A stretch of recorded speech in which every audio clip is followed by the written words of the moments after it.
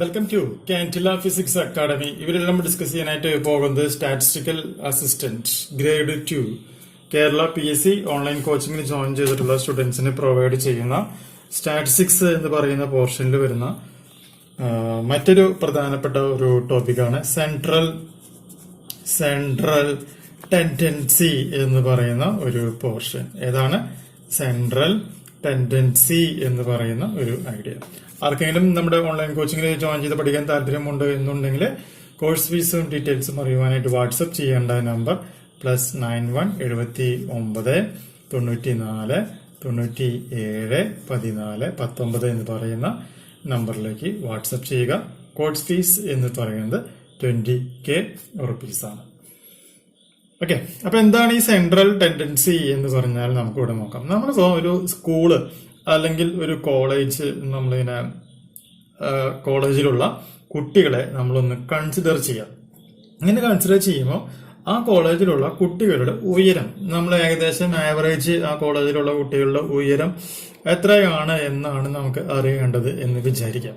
അപ്പൊ നമ്മൾ എന്ത് ചെയ്യുന്നു, ഏകദേശം നമ്മളൊരു 1000 കുട്ടികളെ എടുത്തുകൊണ്ടാണ് ഈ ഒരു കാര്യം നമ്മൾ ഡീൽ ചെയ്യുന്നത് എന്ന് വിചാരിക്കുക.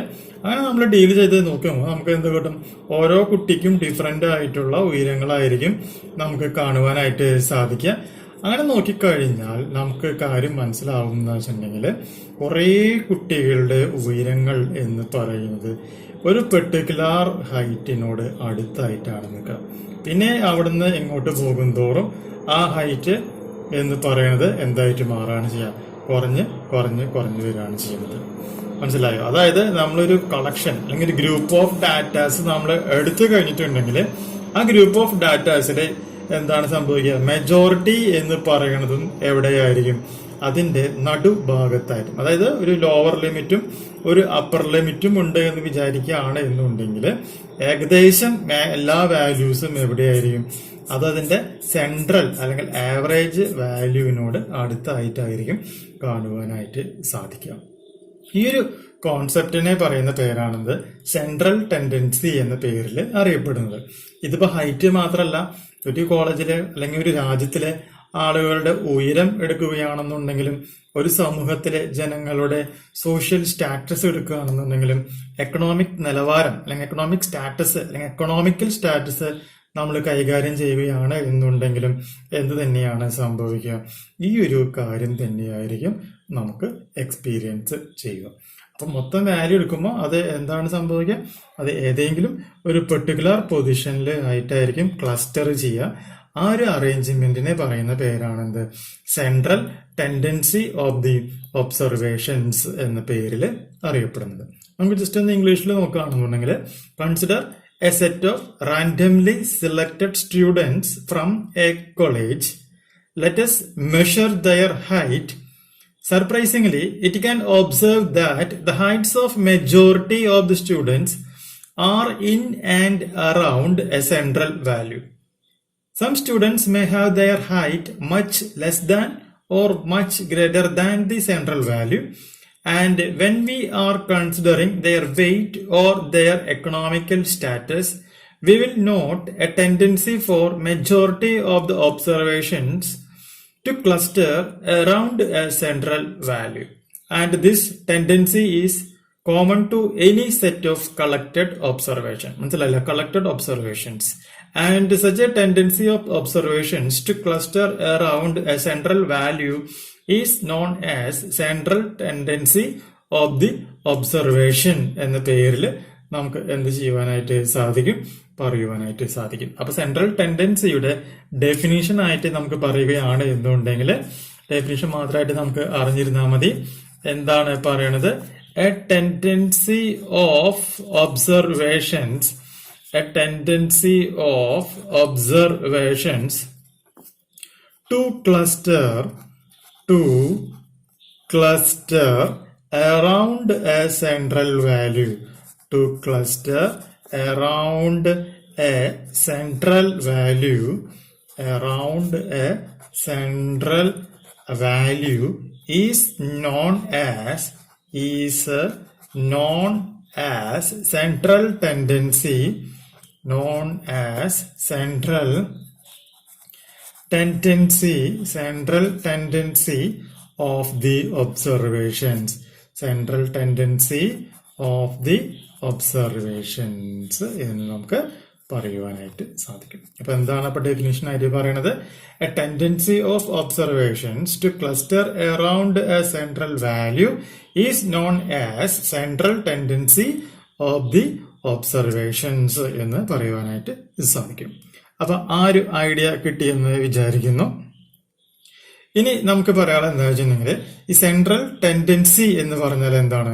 One of the fundamental characteristics of A set of observations. ഒരു സെറ്റ് ഓഫ് ഒബ്സർവേഷൻസിന്റെ എന്താണ് കുറെ ക്യാരക്ടറിസ്റ്റിക്സ് ഉണ്ട്. അതിലത്തെ ഒരു കാറ്റഗറി അല്ലെങ്കിൽ ഒരു ക്യാരക്ടറിസ്റ്റിക്സ് ആണ് എന്ത് എന്ന് പറയുന്നത് സെൻട്രൽ ടെൻഡൻസി എന്ന പേരിൽ അറിയപ്പെടുന്നത്. ഇനി അതിൽ വരുന്ന മറ്റ് കാര്യങ്ങൾ എന്ന് പറഞ്ഞാൽ ഏതൊക്കെയാണ് വരിക? ഡിസ്പെർഷൻ വരും, സ്ക്യൂനെസ് വരും, കുർട്ടോസിസ് അല്ലെങ്കിൽ കർട്ടോസിസ് എന്ന് പറയുന്നത് എല്ലാം എന്താണ് ഈ പറയുന്ന സെറ്റ് ഓഫ് ഒബ്സർവേഷൻസിന്റെ പ്രത്യേകതകളാണ്. അപ്പൊ അതും കൂടി നമുക്കൊന്ന് നോട്ടായിട്ട് നമുക്കിവിടെ പറയാം. Central tendency is one of the fundamental characteristics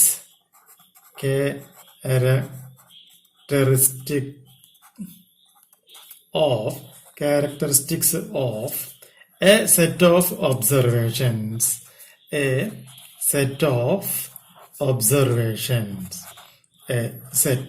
observations. ഇനി അപ്പൊ ഈ സെറ്റ് ഓഫ് ഒബ്സർവേഷൻസിന്റെ ഒരു ക്യാരക്ടറിസ്റ്റിക്സ് ആണ് എന്ന് പറയുന്നത് സെൻട്രൽ ടെൻഡൻസി എന്ന് പറയുന്നത്. അങ്ങനെയാണെങ്കിൽ മറ്റു ക്യാരക്ടറിസ്റ്റിക്സ് ഏതൊക്കെയാണ് എന്നും കൂടി നമുക്കൊന്ന് പരിചയപ്പെടാം. Okay, so other fundamental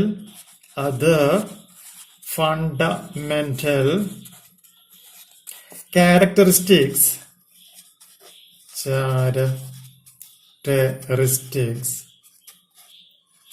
of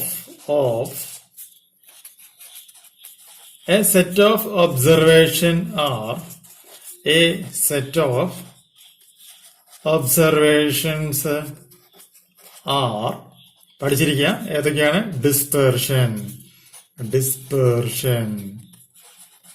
second one എന്ന് പറയുന്നത് സ്ക്യൂനെസ്.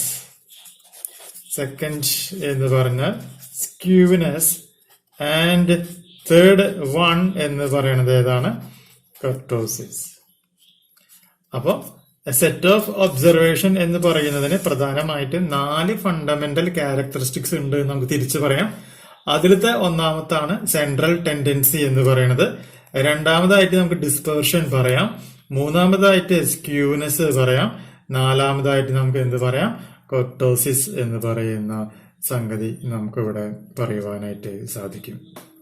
ഓക്കെ, ഇനി അറിഞ്ഞിരിക്കേണ്ട മറ്റൊരു പ്രധാനപ്പെട്ട വാക്കാണ് ആവറേജ് ഓഫ് ദി ഒബ്സർവേഷൻ. അപ്പൊ ആവറേജ് ഓഫ് ദ ഒബ്സർവേഷൻ എന്ന് വെച്ചിട്ടുണ്ടെങ്കിൽ സെൻട്രൽ വാല്യൂ നമ്മൾ പറഞ്ഞിരുന്ന കുറെ ഒബ്സർവേഷൻസ് കിട്ടുകയാണ് എന്നുണ്ടെങ്കിൽ അതിന്റെ വാല്യൂ എന്ന് പറയുന്നത് എന്തായിരിക്കും? ക്ലസ്റ്റർ ആയിട്ട് നമുക്ക് എവിടെയായിരിക്കും? ഒരു പെർട്ടിക്കുലർ ഏരിയയിലായിരിക്കും എന്ന് നമ്മൾ പറഞ്ഞിട്ടുണ്ടായിരുന്നു അല്ലെ. ആ പെർട്ടിക്കുലർ ഏരിയ ഒബ്സർവേഷനെ പറയുന്ന പേരാണെന്ത്? ആവറേജ് ഓഫ് ദി ഒബ്സർവേഷൻ എന്ന പേരിൽ അറിയപ്പെടുന്നത്. അപ്പൊ നമുക്കിനി അടുത്തതായിട്ട് അറിഞ്ഞിരിക്കേണ്ടത് എന്താണെന്ന് വെച്ചിട്ടുണ്ടെങ്കിൽ ആവറേജ് ഓഫ് ദി ഒബ്സർവേഷൻ ആണ്. അത് ഇത്രയാണ് ഉദ്ദേശിക്കുന്നുള്ളൂ. The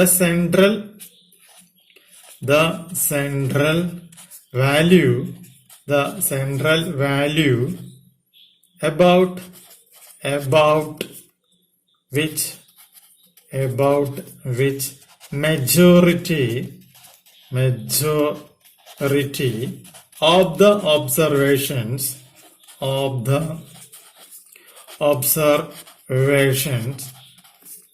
clustered is commonly known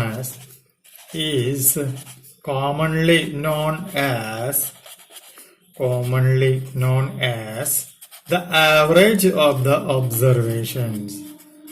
Known as the average